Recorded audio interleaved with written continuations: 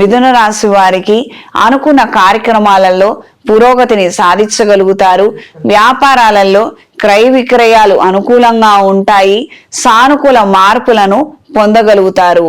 ఒకానొక పత్రం గురించి దాని మీద అధికార ముద్ర కోసం మీరు చేసే ప్రయత్నాలు అనుకూల దిశలో ఉంటాయి.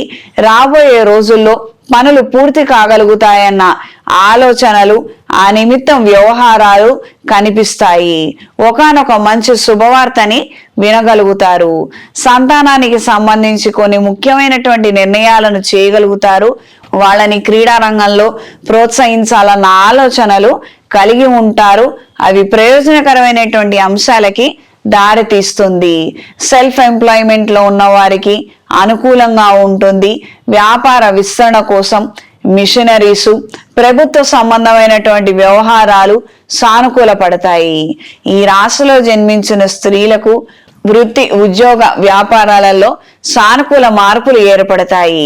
క్రితం ఎవరైతే ఇబ్బంది పెట్టారో వాళ్ళిప్పుడు మిమ్మల్ని నిరాకరించలేనటువంటి పరిస్థితికి దారి తీస్తుంది.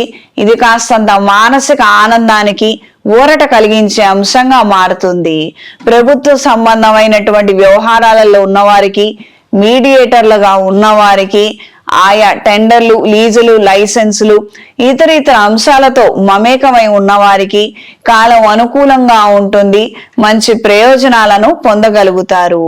ఈ రాశిలో జన్మించిన వారు ప్రత్యేకించి ప్రభుత్వ సంబంధమైన ఉద్యోగం కోసం ప్రయత్నం చేస్తున్న వారు అంగారక పాశుపత హోమాన్ని జరిపించండి. కాంపిటేటివ్ ఎగ్జామ్స్ లో మంచి విజయాన్ని పొందగలుగుతారు. ఈ రాశిలో జన్మించిన వారికి ఈ వారం కలిసొచ్చే రంగు తెలుపు, కలిసొచ్చే దిక్కు పడమర, కలిసొచ్చే సంఖ్య 3.